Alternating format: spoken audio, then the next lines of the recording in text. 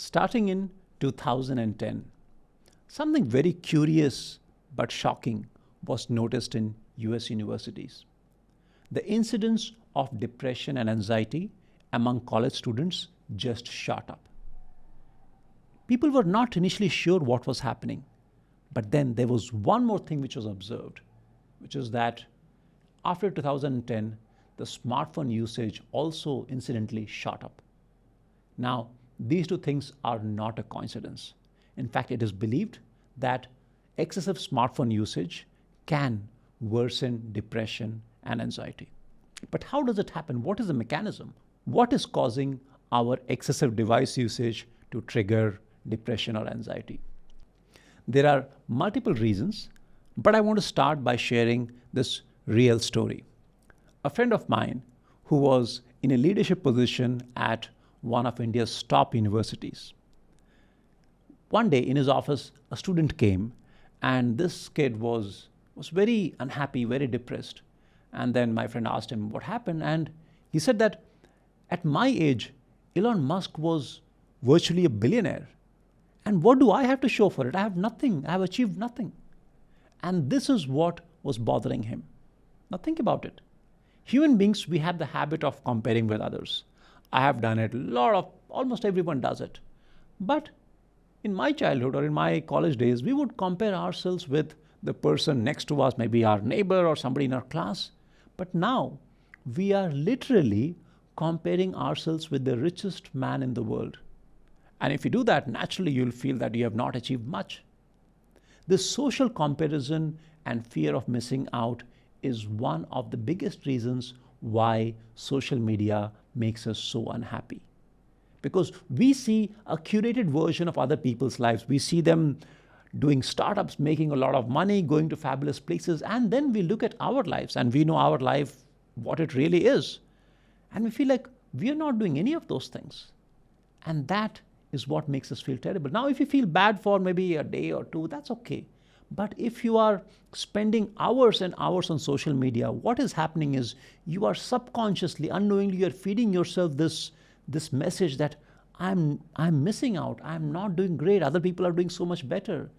And if this is the message that you're giving yourself for days and weeks with non-stop, it is quite likely to make you feel worse, and over time it can trigger depression or anxiety. The second reason is social isolation, which might surprise you because social media was meant to make us feel more connected, make us more social, but the outcome has been exactly the opposite. Why? Because we are now not talking to, or we're not interacting really or as well with people around us in the real world. Often you might have seen in restaurants, a family goes and there are maybe a bunch of friends sitting there having dinner, but everybody is on their phone. People are not talking. Even if you are willing to talk to other person may be absent-minded. Maybe they are thinking, looking at the phone, maybe they're thinking of something else. So the real connection is not happening as much as it used to happen earlier.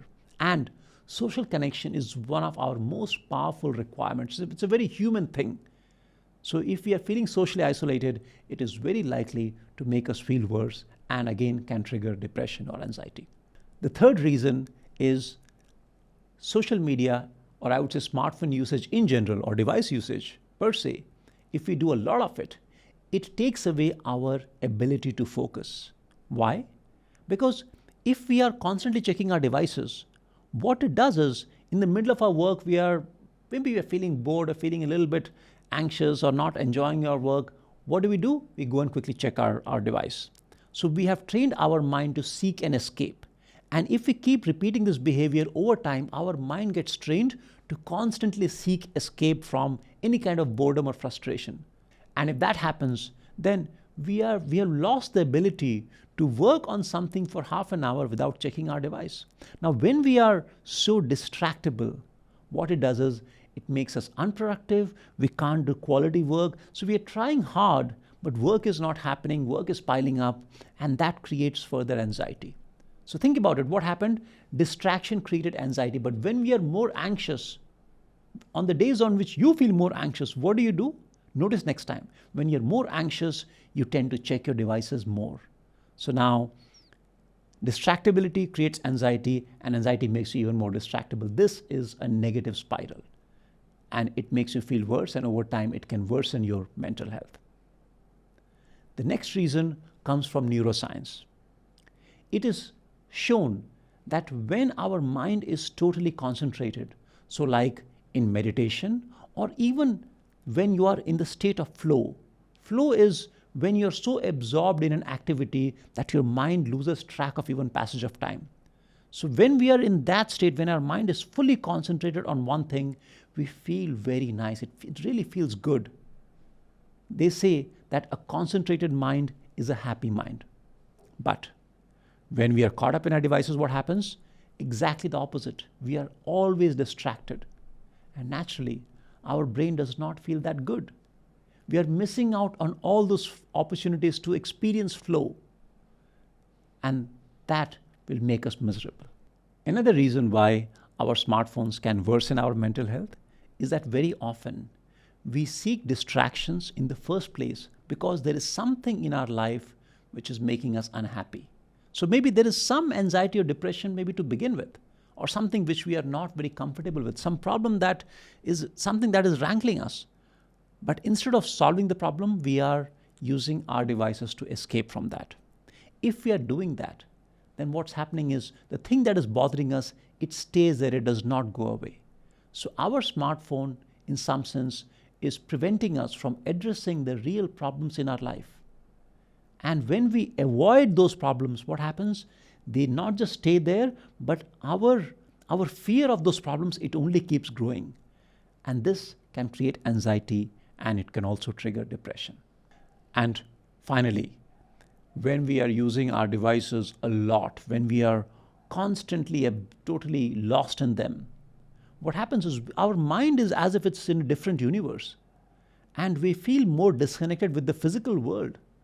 So people who have that behavior pattern, often they avoid going out for sports, for games, going out and playing, interacting with people. So essentially we become sedentary. We are not physically active. And when that happens, what's the outcome? Our health suffers. And physical health is very tightly linked to mental health. So if you're not physically active, it is going to definitely have some impact on mental health as well. So for all these reasons, it is not surprising that excessive usage of our devices and social media apps, messaging and so on, it is making us not just unhappy, but it is quite likely. There's no guarantee, but it is certainly possible that it can create depression or anxiety, or if depression and anxiety already exists, it can make it much worse. So let's not take this lightly. This is a problem. This is not the way to live our life. Let's pull back, let's build our focus and reclaim our life and not fall into this trap. Thank you.